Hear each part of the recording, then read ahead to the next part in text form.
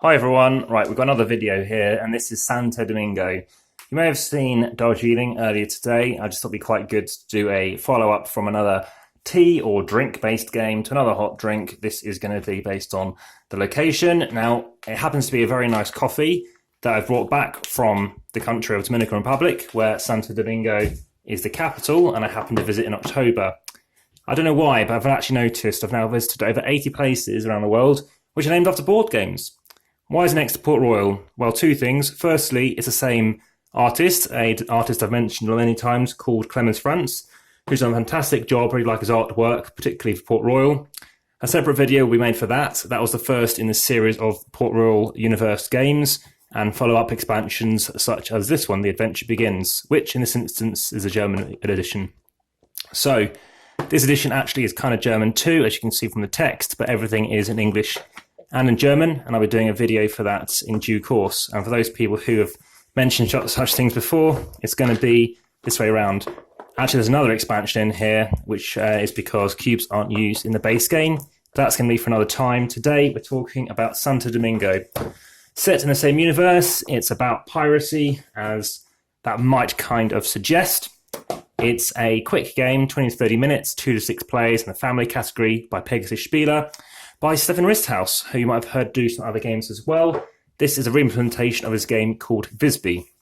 I haven't played Visby, but from what I've played from this, I personally don't have much of an interest in, because I really do like this game. This is a game I'd probably give something like an 8 out of 10 to. You compose the board, something like that. You're going to choose your player colour. This game does come with cubes. And what you're going to be doing is try and get the most points possible. As soon as you pass the 30-point marker, it triggers into the game, and then you calculate your final score. So, depending on your colour, you're going to be taking some of these cards. So, let's see what colours we have. We have red.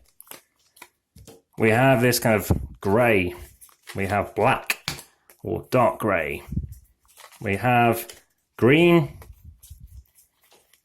We have yellow. We have blue. So we're just going to pretend to play as like a 2, just give you a rundown of what you're going to be doing, and then seeing what happens. So that can all go away. Based on the number of players, it dictates where you have your starting cubes. So those cubes are here, and we just chuck them all out. You're going to be using them on your player boards and to look into goods. This game is a simultaneous action sequence game. If you've played games such as Colt Express, you'll know what I mean. It's kind of a programmable game, but predominantly you're going to have cards in your hand, 1 to 8. I'll show you what they look like in a moment. And what you're doing is playing a card and trying to get the best thing possible. But the trouble is, the best card usually means if somebody else does it, you're going to have to halve that benefit. So, various cards. Let's do it in order. If you play a 1, everyone says, there's an order 1, you play a 1. What this means is you're playing the captain. You will get 2 victory points. So everything starts in this location. It tells you where they start. Everything starts at 3 in a 2-player game. So if you play this, if nobody else has done it, you're going to get 2 victory points. It goes down 2, and you're going to gain 2. Everyone's going to get a card like this, and what you're going to be doing is placing one of your cubes on it. So you're placing a cube on this track, and this rosette represents victory points, and you get 2 victory points. So, great, seems a very good idea, much closer to 30. If you happen to play the next card, which is a 2, you get 5 victory points. So, what's the trouble is though, maximum 5, but if you had played, somebody else had played that 1, you're going to get 1 victory point. So you're risking getting more, but the trouble is there's only 1 left.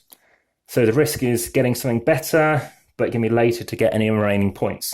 Of course, it's higher up the track. If this is somehow accumulated up to here, the end of the round it always increases by 3 and nobody had played any of these cards, then yes, you're definitely going to be getting lots of points. But at the time being, you played a 2 at that moment in time, based on someone playing a 1, they'd have taken 2, you're only going to take 1 victory point. So what else do we have? Well, those are the outright victory point cards, so they could be very popular.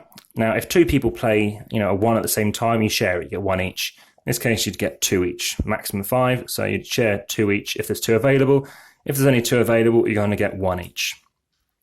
I think I'll do a live playthrough of this and you'll see if this makes more sense. But by all means, do put something in the comments if you're uncertain and I'll clarify it. I haven't got my guest with me anymore, so he's keen to come back and basically clarify everything if he's ever uncertain on something. This card means if anybody has played a 1, you're going to get 4 goods. This brings me onto these things down here. So this is your goods track. You're going to have one of these each. And if you played that card and somebody else had played, say one person played a 1, one person played a 2, then you're going to get 4 goods. And another person say played a 2, or, you know, we're playing a 2-player game, so just say someone played a 1. You're going to get 4 goods. Goods worth nothing, but you can convert them in a moment, as I'll show you. So what else do we have? We have a 4.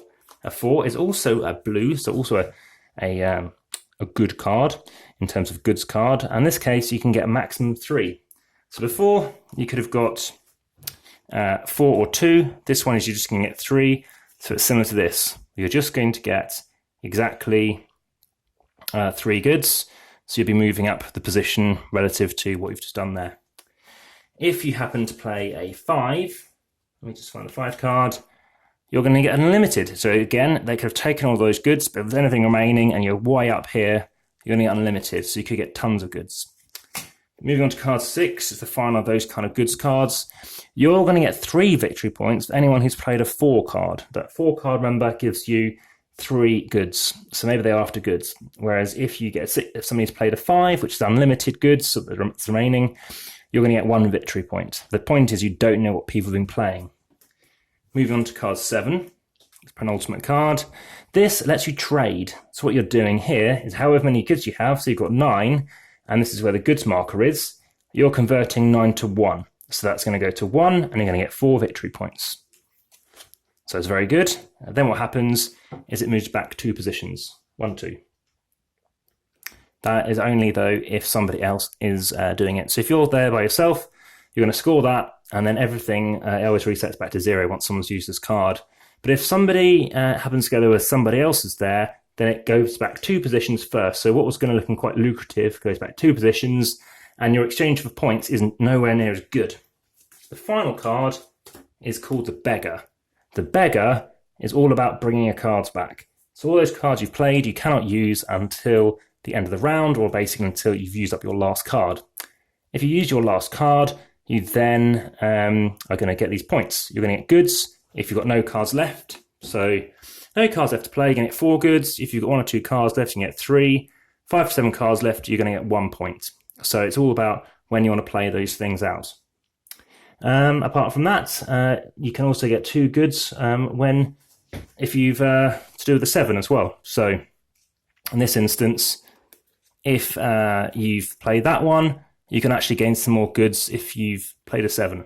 I'll clarify that in a moment. So that's how the game continues. So everyone's going to be playing up to 8 cards before they have to replenish their hand. Some people might play fewer cards, but that's how the game progresses.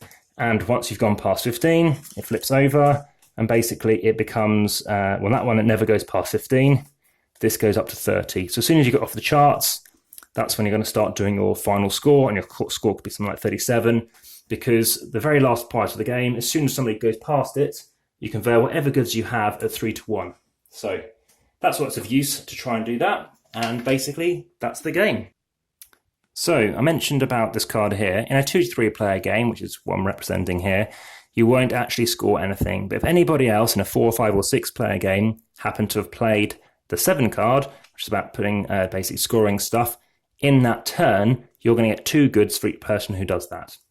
So I'm going to pack this away, and the only thing left to do is do the weighing of this. It's a small box game. I've done plenty of these small box games, also by Pegasus Spieler, which seem to be chucking out the majority of these things out.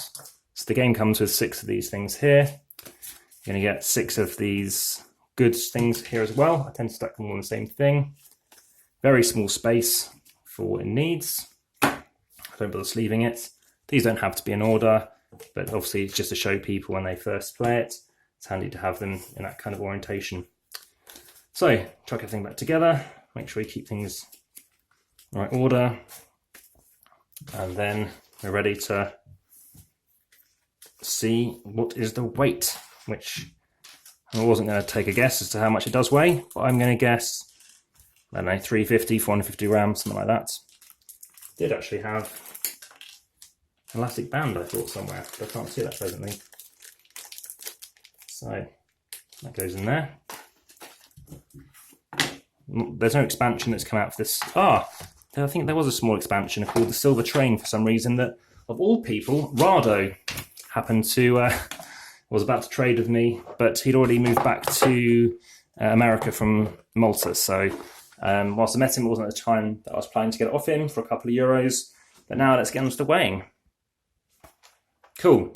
So as mentioned, I think this game is quick and swift. It's a nice filler. It goes around very well. People find it easy to understand. And yeah, it's very portable. So it fits the job very well. And it is light. There we go. So that's Santo Domingo. And especially for like Port Royal, I highly recommend you check that out. Thanks very much.